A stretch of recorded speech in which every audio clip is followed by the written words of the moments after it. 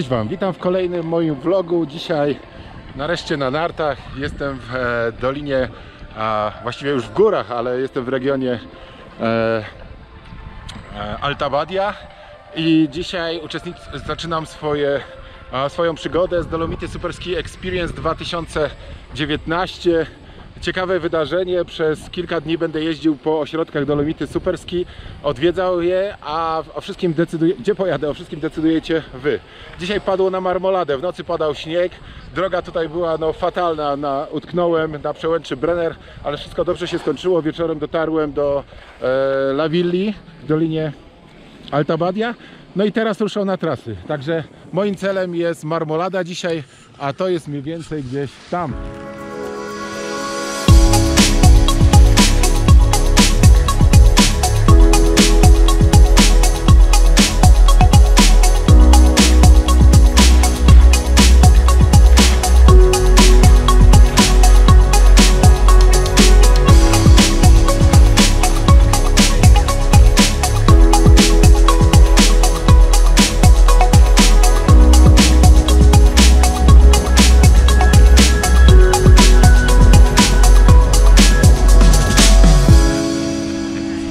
Swoją wycieczkę na lodowiec Marmolada zaczynam z regionu Alta Badia, a potem pojadę do Araby, zaliczę część Selarondy, potem odbiję w kierunku Marmolady. A co Wam mogę powiedzieć tutaj ciekawego o regionie Alta Badia? To region, który dedykowałbym wszystkim tym, którzy powiedzmy zaczynają swoją przygodę z nartami, nie szukają bardzo ostrych stoków, aczkolwiek jeżeli pojedziecie na Gran Rise, to naprawdę zaliczycie niezłe wrażenia, ponieważ jest to stok,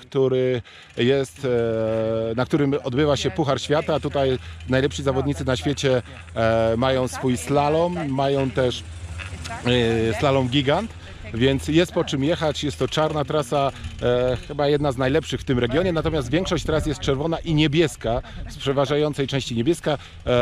W sumie jest to około 110 km tras i jest to super miejsce wypadowe, jeżeli chodzi o Selarondę i okoliczne górki na ski safari. Stąd możemy pojechać na Marmoladę, możemy pojechać do Val Gardeny, możemy pojechać na masyw Lagazoi, więc między innymi dlatego wybraliśmy to miejsce na bazę Dolomity Super Ski Experience 2019.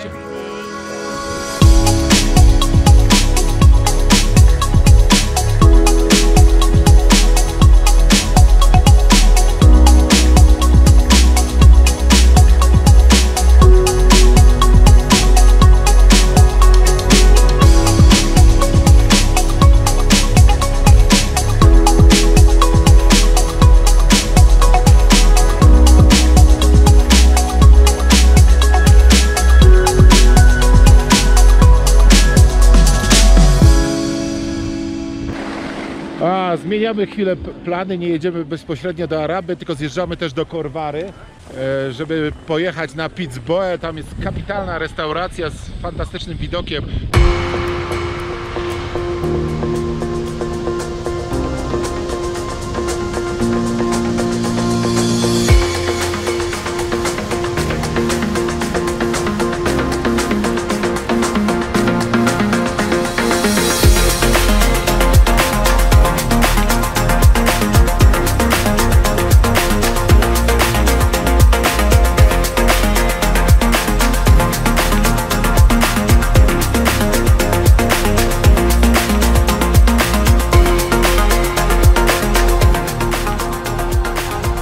Aktualnie dojechaliśmy do Corvary, wbijamy się teraz na Selarondę i Selarondą przejedziemy aż do samej Araby. Zobaczymy, ile jest ludzi na Selarondzie i jakie są warunki narciarskie.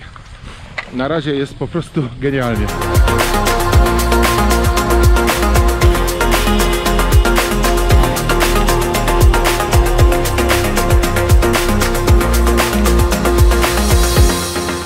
Jestem przy górnej stacji gondoli na Pizzby. Wysokość 2199 metrów. Jak tutaj przyjedziecie, to nie jedźcie od razu do Araby czy w drugą stronę do Corvary, ale zajrzyjcie do tej restauracji tutaj za mną. Naprawdę super restauracja, można wypić bardzo dobre drinki, można się oczywiście posilić, zjeść typowo południowo-tyrolskie. Hi Oskar. Tak, tak. Dzień dobry. Oskar jest naszym przewodnikiem dzisiaj, z nami jedzie na Marmoladę i będzie wszystko nam tłumaczył i pokazywał gdzie, co i jak.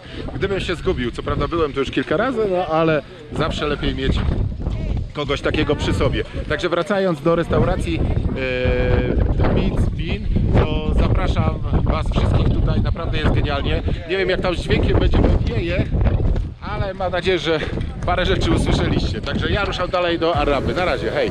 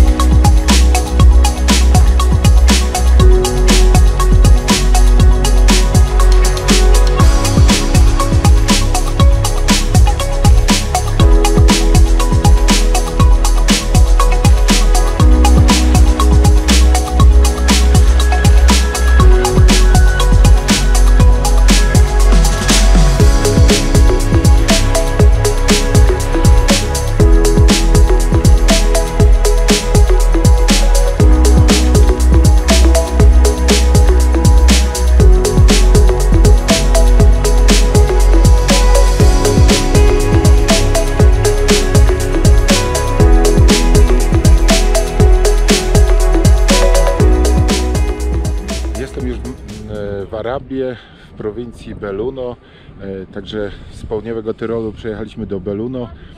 Jeżeli będziecie jeździć Celarondą, to też dojedziecie do Trentino, czy Val di Falsa jest w prowincji Trentino, także jeżdżąc Celarondą dookoła przejeżdżacie przez 3 włoskie prowincje. Teraz przejeżdżam krzesłem, które jest dosyć nowe, ono powstało bodajże 2 sezony temu. Kiedyś trzeba było tutaj przechodzić na piechotę przez centrum, natomiast dzisiaj przejeżdżamy już wygodnym krzesłem. Za chwilę siadamy w gondolę i udajemy się w kierunku dalej Marmolady.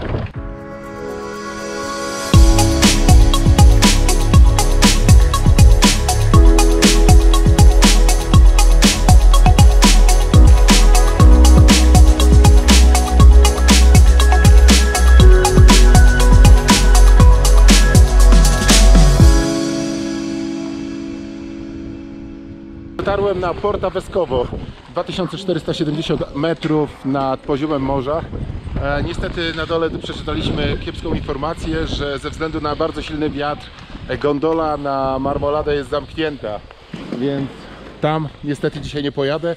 Natomiast jedziemy do doliny, do dolnej stacji gondoli na Marmoladę, zobaczyć jak to wszystko wygląda, żebyście też zobaczyli jakie to są piękne widoki, jakie piękne trasy. A przy okazji gdzieś wpadniemy pewnie też na lunch.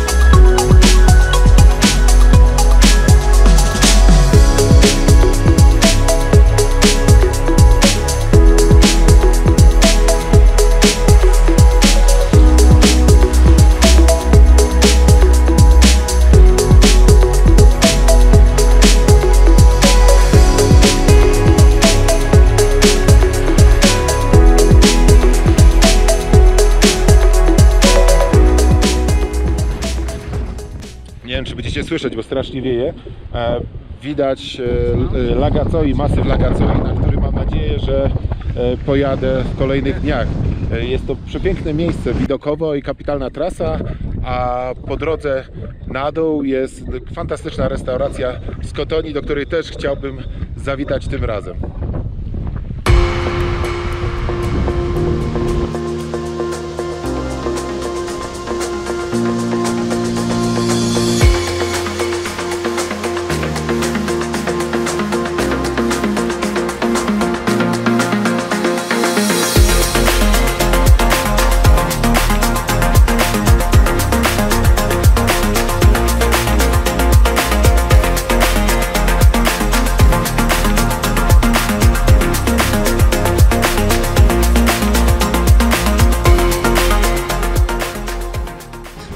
Pamiętacie stare krzesło na skrzyczne? Myślę, że to krzesło jest jeszcze starsze. Myślę, że to jest, uważam, że to jest jedno ze starszych krzeseł tutaj w regionie Selarondy. Popatrzcie się, jak wygląda. No.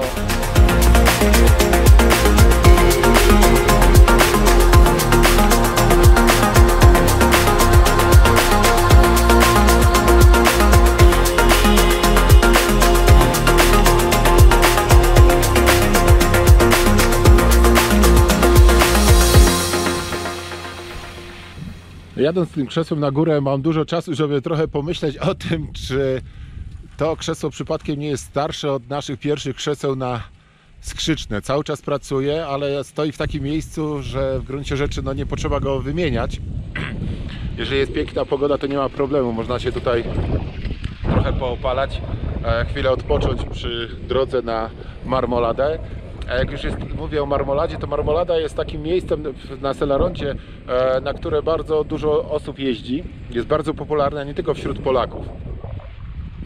I w sezonie bywa tutaj naprawdę tłoczno, szczególnie przy gondoli, która jest taką typową gondolą, coś w stylu jak nasza gondola na Kasprowy, czyli trzeba się tam ścisnąć w kilkadziesiąt osób, a być może ponad 100, więc nie jest to zbyt przyjemny sposób podróżowania, no ale co zrobić, w takich górach takie gondole się buduje.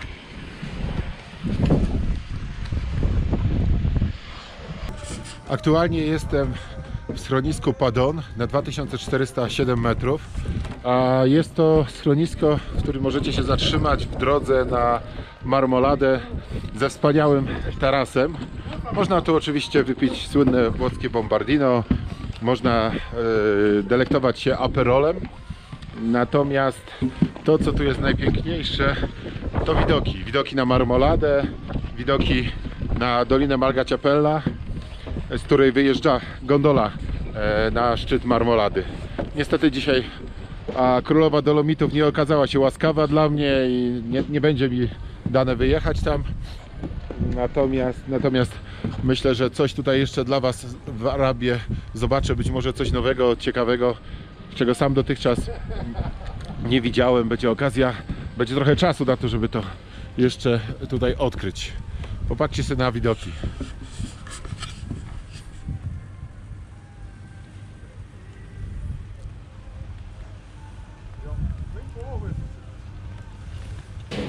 Słuchajcie, kilka informacji dla tych osób, które twierdzą, że Selaronda jest nudna.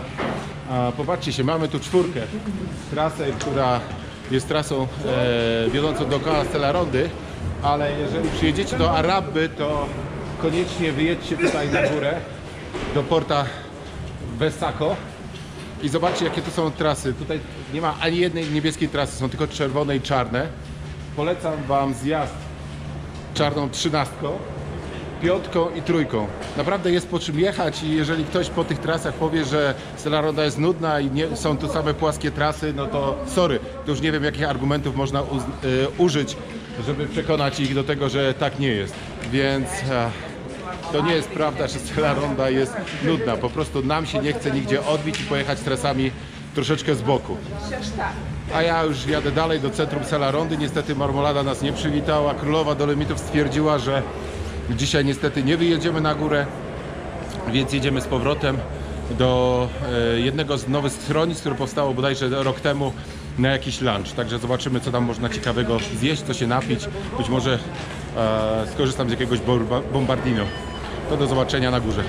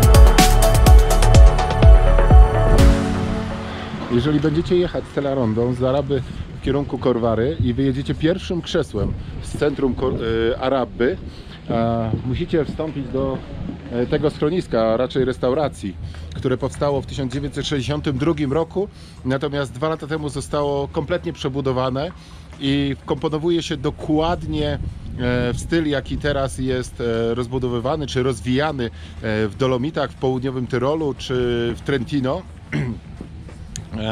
Wszystko jest w drewnie, jest dużo szkła, jest kominek piękny na środku.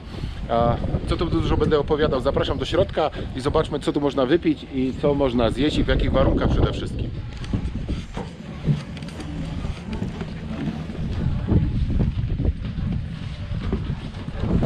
Jeżeli wybieracie się na Celarondę, to dobrze by było tak zaplanować czas lunchu, żeby nie przychodzić tu dokładnie o godzinie 1, czy powiedzmy sobie w granicach godziny 1, bo popatrzcie, co się dzieje.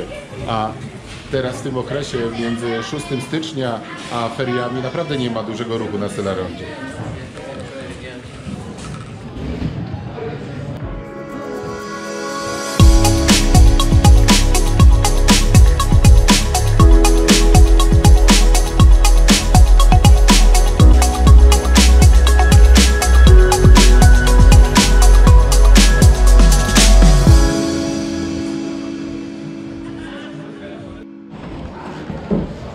Mój lunch w restauracji Burz dobiegł końca. Jadłem pysznego tuńczyka, było dobre wino. Zapraszam serdecznie Was tutaj, polecam to miejsce. Natomiast teraz dalej ruszam w kierunku Korwary, wracam już powoli do Alta Badia. Zobaczcie, co się dzieje na zewnątrz.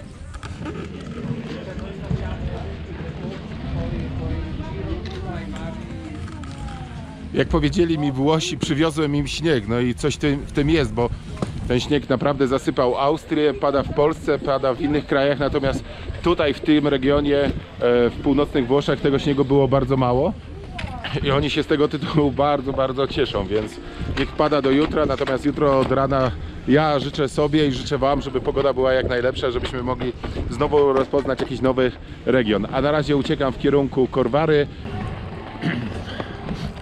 Mój narciarski dzień w Dolomity Super Ski dobiega końca, jest już po godzinie 16. Powoli zamykane są pierwsze wyciągi. Natomiast w związku z tym, że parę osób nalegało na to, żeby na koniec zostawić Grand Risę, więc postanowiłem zjechać jeszcze raz na dół. Nie korzystać z żółtej gondoli, tylko pojechać trasą Pucharu Świata czarną. Jest po czym jechać, mam nadzieję, że za bardzo nie jest zniszczona, że nie będzie za dużo mól. I spokojnie dojadę, przede wszystkim bezpiecznie na dół. Dziękuję Wam za udział w pierwszym dniu. Jutro kolejny dzień, jeszcze nie wiem, gdzie pojadę. Wszystko okaże się wieczorem. Także dziękuję Wam i do zobaczenia w następnym filmie.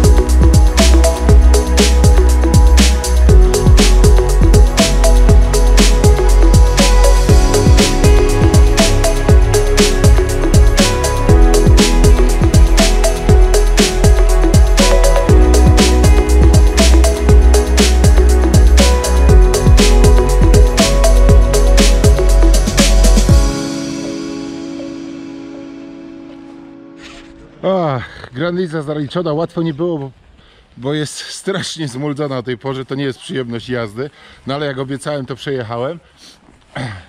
No i niestety zostaje mi teraz buta zasuwać do góry. Jak zobaczycie, wszystko już jest pozamykane. Zamykam tak naprawdę ośrodek, więc dzisiaj był długi dzień narciarski, zaczęliśmy wcześniej, kończę jako chyba jeden z ostatnich albo ostatni narciarz. Panowie już tu się szykują do wyjazdu ratrakiem. A ja powoli zmykam do hotelu pomontować film. Niestety łącze internetowe jest kiepskie, więc nie wiem, jak będzie wyglądało wysyłanie tego filmu. Także jeszcze raz dziękuję i do zobaczenia na następnym wideoblogu.